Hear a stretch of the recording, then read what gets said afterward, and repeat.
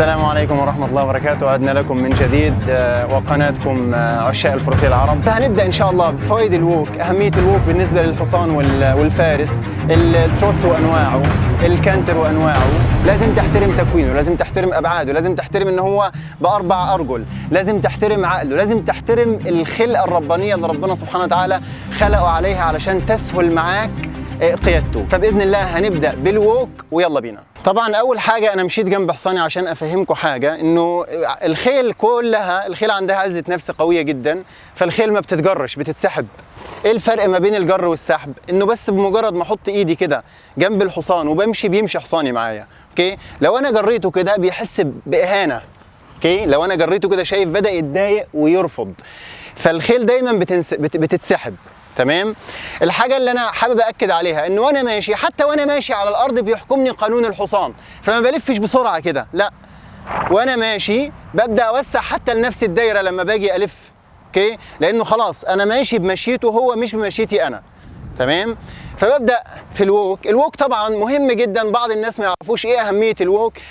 الووك بيكون يعني بداية التعارف ما بين الفارس وبين الحصان. بيبدأ الحصان يعرف قد ايه الفارس واصل للإحساس، قد ايه واصل لحنية ايده، قد ايه واصل لتوظيف رجله، قد ايه واصل للكونتاكت او الاتصال اللي هو هيريح الحصان. بيبدأ الحصان يختبر كل حاجة فيك وانت راكبه، بيبدأ يختبر كل حاجة فيك علشان يشوف النهاردة هتكون الحصة لذيذة وحلوة مع حد رحيم، ولا هتكون صعبة مع حد فاهم بس ان انا حيوان ممكن بقى يأذيني والكلام ده. فمهم قوي قوي البداية اني اتعرف على حصاني واعرف حصاني عليا. طبعا انا ركبت دلوقتي زي ما قلت لكم انه فترة الووك فترة تعارف ما بينك وبين الحصان. تمام. فيبدا الحصان، في شباب بيقولوا لي انه اول ما بنركب الخيل بتنتش. هي الخيل بتنتش عشان بتدور على الايد، بتشوف الايد، بتختبر الايد. تمام.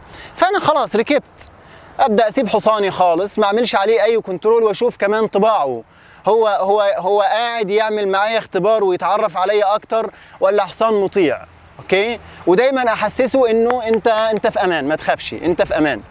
حتى في الدوران وانا بلف كده برضو بعمل حساب، لان انا خلاص انا هو اللي شايلني مش انا اللي شايله. ودي هنتكلم كمان فيها، مهمه قوي.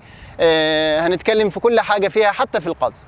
اوكي، انا ماشي، بدأت مشيته عادي خالص، سبته اشوفه عايز يعمل ايه، وانا عرفته على نفسي، وبدأت اخلي ايدي حنينه، وبدأت امشي احسسه بالجلسه قد ايه هي فيها حركه عشان ما تضايقوش في ظهره. تمام. وبعدين ببدأ احط عليه زي كنترول شويه كده بالاكتيف ووك. اوكي، اوكي، سامع هو قوي، وبدأ ايه يقول لي اوكي انا جاهز. كان دايما حد يقول لي انه الحصان لو طلبت منه انه يطلع تروت وحطيت رجل صغيره وما طلعش تروت، معناها انه لسه ما اكتفاش من الووك، لسه ما خدش كفايته اللي هو عايزها في الووك. اوكي، فانا ووك ببدا اعمل يعني كونتاكت خفيف كده، وبدات اعمل في الووك. حتى الووك بدات اعمل فيه زي مقاس، زي سمول ميديوم بيج. بدأت صغير وبعدين بدأت أكبر. بدأت أسمح لحصان إنه يأكتف. كل ده بطلب منه بس إن هو يكون قدام رجلي، بحط رجلي بطريقة يعني مريحة كده للحصان، وببدأ إني أخليه أكتف ووك وباي. زي ما أنا ماشي شايفين الحصان جدا عاوز يسمع، عاوز يطلع تروت، مستعجل. ودي مش حاجه، دي مش ميزه قوي، لانه الحصان مش واخد على الاكتيف ووك، مش قادر يفرد. طبعا في كل حركه للخيل، سواء الناس اللي عايزه تعمل عضلات للخيل وتخليها جاهزه في القفز وجاهزه في الفلات وورك بصفه عامه، لازم الحصان يبدا يفرد في الووك، يبدا يتحرك، يبدا ياكتف. فلو ما كانش هو فاهم او عضلاته ضعيفه مش هيعرف يعمل اكتيف ووك. فكل شويه كل ما اقول له تعالى نطول شويه يبدا هو يطلع تروت. اوكي، يبدا يطلع تروت. الشطاره ان انا دايما، احنا شوف كل ده بنتكلم في الووك، بس الشطاره انه انا دايما ابدا اكبر الووك بالطريقه ديت، اكبر الووك، اخليه يتعلم ان انا عايزه يفرد. اغلب الناس ما يقولوا ايه اللي احنا محتاجينه في الووك، مش محتاجين حاجه، لا بالعكس، الووك ما يقلش اهميه عن الكانتر، ما يقلش اهميه عن التروت.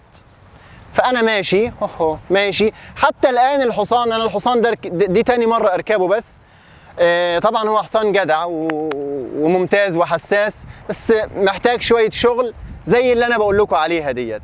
مش عايز يفرد ابدا، عايز يستعجل التروت، لانه خلاص عرف انه اول ما اللي هيركبه هيطلب منه التروت على طول. فانا كل شويه اقول له خليك اكتف شويه، خليك اكتف شويه، اوكي، خليك اكتف شويه برجلي، ايوه كده، عايزك تفرد من غير ما تطلع تروت، اوكي، عايزك تبدا تفرد من غير ما تطلع تروت. شايفين؟ برضو كل ما يطلع تروت بالراحه قوي هقول له لا خليك معايا، انا مش عايز منك تروت، عايزك تخليك معايا بس. اوكي اوكي. ودايما في الدورانات انا ما بلفش بايدي، بقولها لكم دايما ما بلفش بايدي، وهبدا تاني اكتف ووك، اكتف ووك، اكتف ووك. اوكي اكتف ووك كمان. خلي الحصان خلي الحصان يبدا يتحرك شويه في الووك. ده بالنسبه للووك. اوكي، الووك هقولها تاني، فترة تعارف ما بيني وبين، أو بداية تعارف ما بيني وبين الحصان. بيبدأ يحس بيا وأحس بيه، ببدأ أتعرف عليه. خد وقتك في الووك دايما، ولما تقعد على حصان دايما قول لنفسك عندي وقت، ما تستعجلش، عندي وقت عندي وقت. اوكي، ده بالنسبة للووك.